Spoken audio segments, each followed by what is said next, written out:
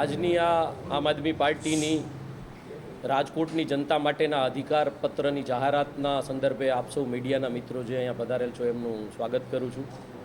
સાથે સાથે જે રીતે છેલ્લા 30 વર્ષથી ગુજરાતમાં અને રાજકોટ મહાનગરપાલિકામાં ભાજપનું શાસન છે અને જે રીતે આટલા વર્ષોમાં જે રાજકોટમાં એ લોકો પાસે પૂછીએ તો વિકાસ એક જ શબ્દ છે, કેવી રીતનો એ કોઈને ખબર નથી.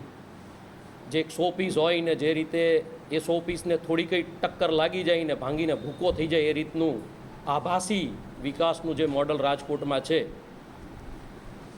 આમ આદમી પાર્ટી એ આજ સુધી જે દિલ્હી અને પંજાબમાં કામની રાજનીતિ કરેલી છે અને જે કામ કરીને બતાવેલા છે એ જ કામના બેઝ ઉપર આજે રાજકોટમાં મહાનગરપાલિકાની ચૂંટણીના સંદર્ભે જે આવનાર દિવસોમાં આમ આદમી પાર્ટીના મેયર રાજકોટ મહાનગરપાલિકામાં બેસી અને શું કામ કરશે, જનતા માટે કઈ વસ્તુની જરૂરિયાત છે, કેને પ્રાથમિકતા દેશે, એનો આજે અમે અધિકારપત્ર જાહેર કરીએ છીએ.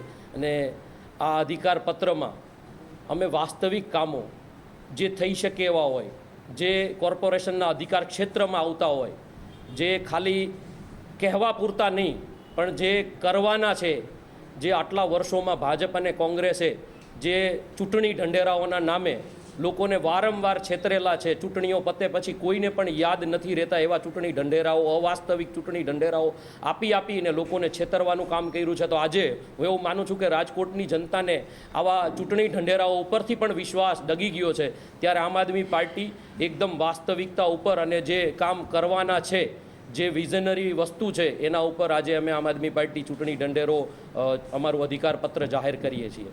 અને જે દેખીતું ચિત્ર બતાવવામાં આવે છે પણ જ્યારે કામની વાત આવે તો લોકો નાના નાના દાખલાઓ માટે કલાકો સુધી લાઇનમાં ઊભા રહે છે, ધક્કાઓ ખાય છે, એની કોઈ વ્યવસ્થા કે ઇન્ફ્રાસ્ટ્રક્ચર નથી. જ્યારે રોડ રસ્તાના આપણે જોયું છે કે ચૂંટણીનું વરસ આવે 6 મહિના બાકી હોય ત્યારે થાય, એ સિવાય 4.5 વર્ષ ખાડાઓની નગરી બનીને રાજકોટ રહી જાય છે. આટલું રંગીલું રાજકોટ હોવા છતાં પણ એના ઉપર કોઈ કામ નથી થતું. જ્યારે સરકારી સ્કૂલો કે આજે અનેક સરકારી સ્કૂલો બંધ થઈ ગઈ છે, જે ક્વોલિટી એજ્યુકેશન છે ખતમ થઈ ગયું છે અને પ્રાઇવેટ સ્કૂલોમાં લૂંટાવા માટે રાજકોટની જનતાને બેફામ રીતે લૂંટવામાં આવી રહી છે. ત્યારે સારા એજ્યુકેશન કેવી રીતે બાળકોને સરકારી એજ્યુકેશન મળી શકે એ અમારા ચૂંટણી ઢંઢેરામાં છે, અમારા જે આ અધિકારપત્રમાં છે.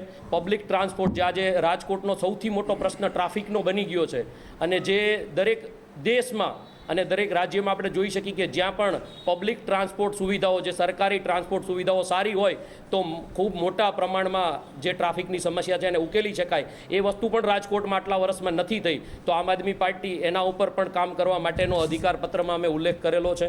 ત્યારબાદ જે પણ દાખલાઓ માટે મેં કીધું એમ ધક્કાઓ થાય છે, લોકો પારાવાર મુશ્કેલીઓ છે, તો એનું નિવારણ પણ અમે અમારા અધિકારપત્રમાં બતાવેલું છે. આગામી દિવસોમાં આમ આદમી પાર્ટી શું કરી શકે એમ છે, શું કરવા જઈ રહી છે, અને અત્યાર સુધી અમે લોકોએ જે બીજા રાજ્યોમાં કામ કરીને બતાવેલું છે એ જ કામ અમે આમાં અમારા અધિકારપત્રમાં લખેલું છે. તો આ મોટું એવું માનું છું કે અમારું અધિકારપત્ર એવું છે કે જે વાસ્તવિકતા ઉપર છે. અને અમે અમારા મેયરને અહીંયા રાજકોટમાં બેસાડી અને આ કામ, આ અધિકારપત્ર અમારા માટે જેમ હિન્દુ ધર્મમાં ગીતાજીનું સ્થાન હોય એવું હું એવું માનું છું કે અમારા દરેક રાજ્યમાં આ રીતે ચૂંટણી ઢંઢેરો જે પણ હતો એને અમે ગીતાજીના સ્થાને રાખેલો હતો, એમ જ રાજકોટમાં રાખશું. આને અમે અમારા જે કોર્પોરેશનની ઓફિસો, જે પણ અમારી વોર્ડની ઓફિસો છે એમાં મઢાવીને મોટું લેમિનેટ કરીને રાખશું, જેનાથી કરી અમારા પણ ધ્યાનમાં રોજ રહે અને આવનાર પબ્લિકના ધ્યાનમાં પણ રહે કે આ અમારું અધિકારપત્ર અમને આપેલું છે ને એના ઉપર કેટલું કામ થયેલું છે.